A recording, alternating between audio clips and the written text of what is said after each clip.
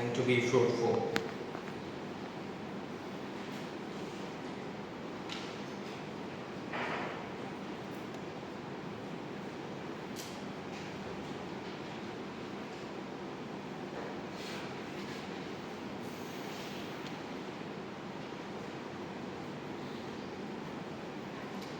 May the word of my mouth and meditation of my heart be acceptable to you, my Lord, our rock and Redeemer. Amen. I have a history of wrapping up things sooner than expected, therefore I request everyone to please give me the undivided attention and please stop using the phones and avoid unnecessary movement, and it would really encourage me if you take notes of your bulletin and take the bulletin with you so that you could meditate on that afterwards. We'll learn together about the first beatitude of Sermon on the Mount. और जब कभी मैं beatitude जो word है उसका जिक्र करूंगा तो इसका मतलब ये होगा हकीकी मुबारक हाली या बाबरकत होना. The term beatitudes mean blessedness. So these beatitudes are in the Sermon on the Mount, which is a well-known teaching delivered by Jesus on a hillside near Capernaum. It is well known due to the multiple reasons, and the most famous reasons are, of course, of the Beatitudes in it. The Mubarak Badiyan is sermon mein shamil hai. And secondly, the Lord's Prayer is included in this sermon, and Lord's Prayer is very important to us. And there are multiple different reasons as well. Now, that time Jews were under Roman rule and had significant political and social pressure. The religious leaders like Pharisees and Sadducees had established strict laws and traditions emphasizing external righteousness and legalistic interpretation of the law. और इस चीज़ के references हमें multiple जगहों पे मिलते हैं, like बाज़ारों पे खड़े होकर दुआ करना, लंबी दुआ करना, लंबे चोगे पहनना ताकि लोग हमें मुबारक जाने, ताकि लोग ये जाने कि मैं बहुत ज़्यादा रास्त. इसके रेफरेंसेस हमें डिफरेंट जगहों पे डिफरेंट गॉस्पेल्स में मिलते हैं. Therefore, the Sadducees and the Pharisees were focusing on the external righteousness instead of internal transformation. But the Sermon on the Mount presents a radical reinterpretation of the law. Jesus emphasized internal righteousness and internal transformation rather than external adherence to the law. Now, this sermon starts with the poor in the spirit and it ends with the obedience to the Lord, because the sermon ends in the 7th chapter of Matthew. And it goes like जो अक्लमंद है उसने चट्टान पर अपना घर बनाया है और जो नहीं है उसने रेत पर बनाया है. So ये वाली बात है. So basically the crux of that thing is the obedience to the word of the Lord. Same theme we can see in the book of Isaiah chapter 66 verse number 2. If we turn to that reference, we'll read verse number 2. क्योंकि ये सब चीज़ें तो मेरे हाथ ने बनाई और यूं मौजूद हुई, खुदावंद फरमाता है, लेकिन मैं उस शख्स पर निगाह करूंगा, उसी पर जो गरीब और शिकस्ता दिल है और मेरे कलाम से कांपता है. मतलब जो पुअर इन स्पिरिट है और जो ओबीडियंट है मेरे वर्ड्स पर. Same theme in आइज़ाया, same theme in the sermon on the mount. Let me read that in English as well. For all those things hath mine hand made, and all those things have been, said the Lord. But to this man I will look, even to him that is poor and of contrite spirit, and trembleth at my word. Let me tell you guys, this sermon is not polite at all, because it cuts the heart of pride. Today we will focus on the first beatitude. Blessed are the poor in the spirit, for theirs is the kingdom of heaven. The Greek word that has been used for the term blessed is makarios, which has very deep meaning. Here in our verse, it has been translated as blessed, but it can also be translated as happy, fortunate, or favored by the God. It signifies the person's standing with God and shows divine approval. Now, who are blessed? Jesus said, blessed are those who are poor in the spirit. So, who are the poor in the spirit? जो poor in the spirit हैं, वो कौन लोग हैं? It is the one who knows that I cannot attain salvation on my own and I need someone to save me. I have no righteousness of my own, I have no holiness of my own, therefore I need someone to save me. I need someone to save me because I cannot save myself. The one who is poor in spirit lives life according to Christ as he submits to our Lord Jesus wholeheartedly. And our Lord Jesus also showed us the humility, and later on I will connect the humility with the poor in the spirit, but let's dive into the humility of our Lord Jesus Christ. Our Lord Jesus showed the humility that is ideal, that is to be followed. And the humility our Lord Jesus showed can be seen in the reference, the Philippians chapter 2 verses 5 till 8. It goes like this. Have this attitude in yourself which was also in Christ Jesus. वैसा ही मिजाज रखो जैसा मसीह का था, ये वो वाला reference आ रहा है.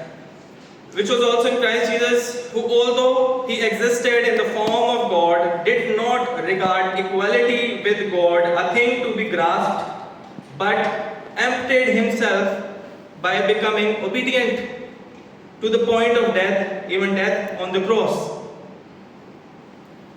Now Jesus used to sit with the outcasts whom others avoided. Jesus touched the untouchable, showing compassion and love. He healed the ear of his enemy. This thing is really fascinating. He healed the ear of the enemy who was there to arrest him.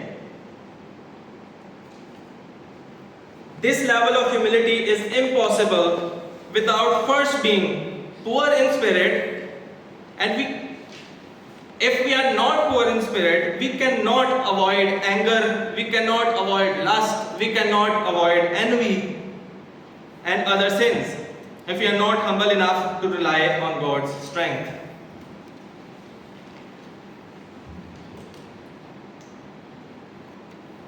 Now Jesus told who will inherit it, who will inherit the kingdom of the Lord, kingdom of heaven.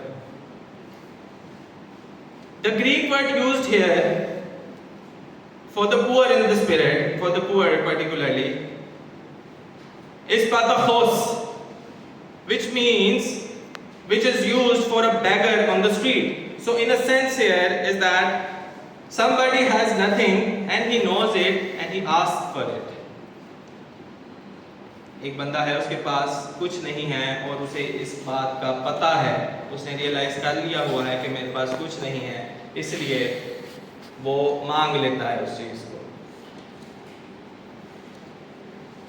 The way into kingdom of heaven is to acknowledge our spiritual poverty. Knowing you are nothing and you have nothing to offer, but sadly, I must say, most of us don't think like that. We think we have something to offer to God. We have something to offer to God. We have our skill set. We have our talents. We have our abilities and capabilities. And we offer these things to God so that He could offer us the kingdom of heaven. Jesus calls us to rely on Him entirely, rejecting self-reliance and pride. Jesus wants us to admit, Jesus wants you and me to admit that I cannot love Christ on my own. I cannot love my neighbor on my own. I cannot love my enemy on my own. The solution is very simple. I have nothing, which is why I need Christ. Because I have nothing. The call to be poor in spirit is placed first. And there is a reason for that. ये मुबारक वो जो दिल के करीब हैं, क्योंकि आसमान की बादशाही उनकी है. ये पहली मुबारकबादी क्यों है, ये बाद में कभी क्यों नहीं है? इसकी क्या वजह है? ये पहली जगह पे क्यों रखी गई है? इसकी रीजन है because no one can fulfill other beatitudes if one is not poor in the spirit. अगर कोई दिल का गरीब नहीं है तो वो जो दूसरे जो सारी मुबारकबादियां उन्हें पूरा ही नहीं कर सकता. कैसे? No one mourns until they care for poor in the spirit. Until they are poor in the spirit. No one is meek towards other until he has a humble view of himself. If you cannot sense your need and poverty, you will never hunger for the thirst after righteousness. ये सारी मुबारकबादियों का जिक्र आता जा रहा है. You will find it difficult, really difficult to be merciful to others if you have too high of view of yourself. Sometimes our education system and economic status tempt us to be in pride. But we must realize that the value system of God works differently. We must step aside and let God do His part so that God could use our gifts and talents and skills for His glory. Here I wish to quote a very practical example that whenever we break a traffic signal, the traffic light, whenever we break it, what we usually think at that moment. At that moment, we are usually thinking that we are above the law. The law doesn't apply to me. And even if it does, I can easily escape the consequences. That's why we easily cross the red line. In the same way, how often do we think we are bigger than our Lord Jesus Christ? I think very often we think that we are bigger than our Lord Jesus Christ. Because we think that we have better plans. We think our will is better than the God's will. We think we are above the instructions of the Jesus that has given to me. Very important point is this. Sometimes we are sorry for the consequences of our action, but not for the act itself. We must be sorry enough to change and stop the sin, not just to escape the consequences. We need to be poor in spirit, as it gives encouragement at our present and not in the future. As Charles Spurgeon says, that blessing is in present tense, a happiness to be enjoyed now. Jesus said, blessed are, not blessed shall be. Jesus said, मुबारक हैं वो लोग, ये नहीं कि मुबारक होंगे वो लोग जो के दिल के करीब हैं. And the second thing, क्योंकि आसमान की बादशाही उनकी है, ये नहीं कि आसमान की बादशाही उनकी होगी. In the present sense, it comes. I conclude with these remarks. The kingdom of heaven is not given on the basis of race, earned merits, wealth, or any other thing. It is given to the poor, it is given to despised, it is given to the prostitutes, those who are poor, and they know that they can offer nothing, and they cry for mercy, and they alone are heard. Amen. Let's pray. Lord Jesus Christ, we say that we are nothing without you, but we are something with you. For you only are the Holy One, you only are the Lord, you only are the Most High, Jesus Christ, with the Holy Spirit in the glory of God the Father. Amen.